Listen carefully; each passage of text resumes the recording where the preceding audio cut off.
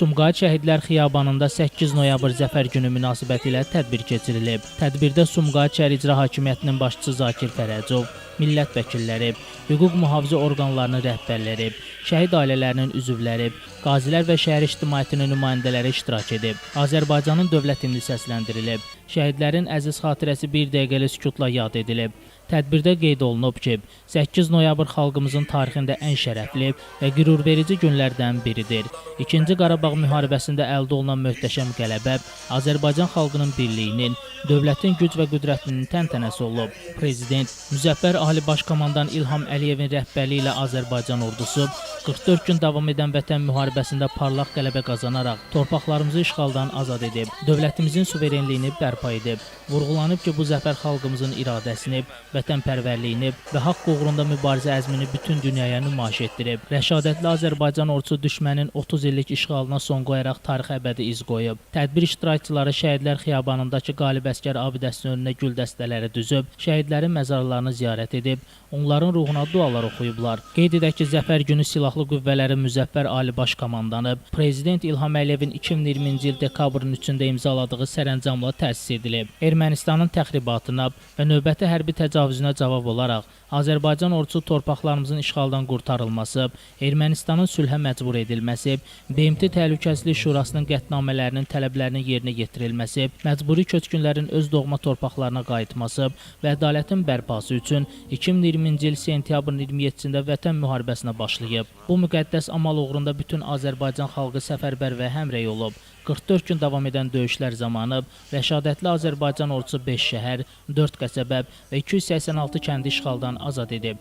Belə ki, Cəbrayıl şəhəri və rayonun 90 kəndi, Füzuli şəhəri və rayonun 53 kəndi, Zəngilan şəhəri, rayonun Mincivan, Ağbənd, Bartaz qəsəbələri və 52 kəndi, Xocavənd rayonunun Hadrut qəsəbəsi və 35 kəndi, Tərtər rayonunun 3 kəndi, Qubadlı şəhəri və rayonun 41 kəndi, Xocalı rayonunun 9 kəndi, Şuşa şəhəri, Laçın rayonunun 3 kəndi, həmçinin Ağdərə və Murovdağ istiqamətlərində bir neçə strateji yüksəklik, Zəngilanda isə Bartaz, Sığır, Şükrataz yüksəklikləri və daha 5 adsız yüksəklik düşməndən təmizlənib. Azərbaycanın hərbi sahədə qazandığı qələbələr, xüsusilə Şuşanın düşmən əsarətindən qurtarılması, müharibənin taleyində həlledici rol oynayıb.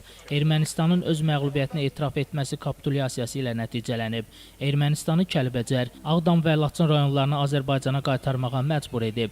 2020-ci il noyabrın 9-dan 10-una keçən gecə Azərbaycan Prezidenti İlham Əliyev, Ermənistanın baş naziri Nikol Paşinyan və Rusiyanın dövlət başçısı Vladimir Putin arasında münaqişə zonasında atəşin və bütün hərbi əməliyyatların tam dayandırılması barədə üç tərəfli bəyanat imzalanıb. Bu möhtəşəm zəfər ölkədə illər boyu aparılmış ardıcıl iqtisadi siyasətin, ordu quruculuğu sahəsində atılan qətiyyətli addımların, dövlətimizin başçısı Müzəffər Ali Baş Komandan İlham Əliyevin diplomatik məharətinin, prinsipial mövqeyinin, sərkərdəliyinin, Azərbaycan əskərinin igidliyinin, andına, dövlətinə və xalqına sədaqətinin məntiqi nəticəsidir. Tarixi zəfərin qazanılmasında Azərbaycan xalqının birliyi, vətən sevgisi, həmçinin genetik yaddaşı da mühüm rol oynayıb. Bugün biz Zəfər bayramını qeyd edirik.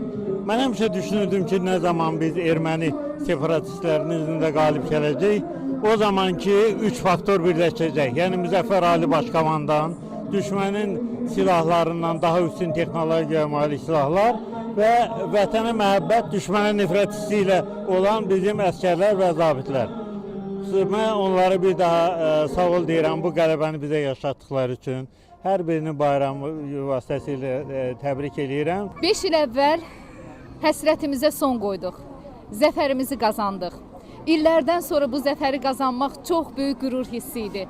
Bu millətimizin birliyi, inamı, vətən sevgisi ilə alındı. Zəfəri mübarək Azərbaycan, bizə zəfər yaraşır. Azərbaycanın beynəlxalq hüquqa əsaslanan ədalətli mübarizəsi bugün regionda sülhün və sabitliyin əsas təminatına çevrilib. Böyük qələbənin açarı vətən sevgisidir. 44 günlük vətən müharibəsində Azərbaycan xalqı yumruq kimi birləşib. Onun hər fərdi ürəyi ilə arxa cəbhədə döyüşüb. Dövlətimizin başçısı həm döyüş əməliyyatlarına rəhbərlik edib, həm də diplomatik cəbhədə mübarizə aparıb.